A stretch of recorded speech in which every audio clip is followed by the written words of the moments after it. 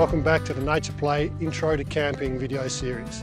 In this episode we're going to be looking at one of the fantastic parts of a camp, and that's the fire. When it comes to fire in Australia, safety has to be paramount.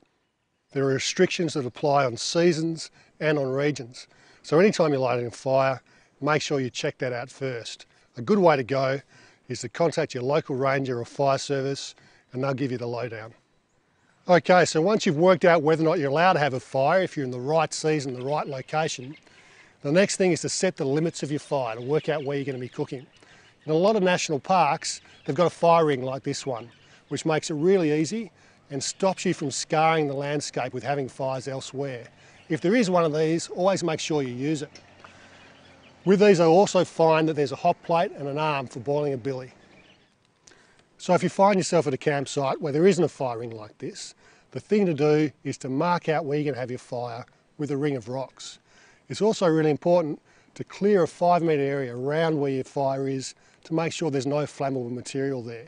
You don't want any sparks leaving your fire and starting a little spot fire.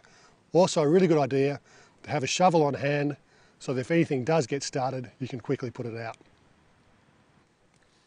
And if you know you're going to a campsite where there won't be a fire ring, it can be a good idea to bring one with you, like this one from Snow Peak, which folds flat and can store easily in your car.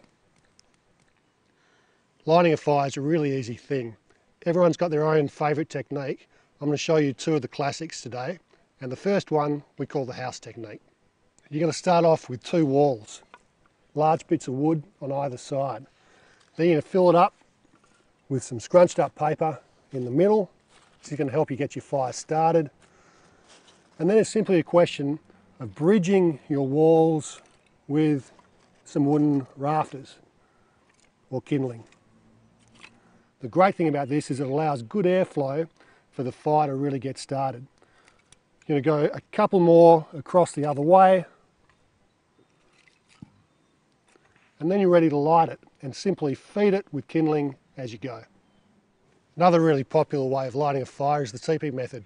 Once again, you're going to start with scrunched up newspaper, and then it's just simply a question of getting some really nice small bits of kindling and laying them up against your paper like you're building a teepee. Once you've got some small ones, add some slightly bigger ones, working your way around so it supports itself. When you're done, simply a question of lighting the paper and continuing to feed some kindling around it. Of course, with both of these methods of lighting a fire, you're always going to do them in your fire pit if you've got one.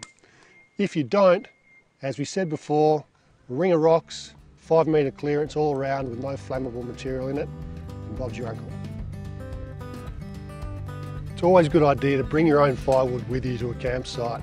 This stops you from taking wood out of the local vegetation that could otherwise have been habitat for a local animal. Plus, at some campsites, you have to bring your own wood. It's the rule. And if you've used rocks to mark out your fire ring, make sure you put them back where they were.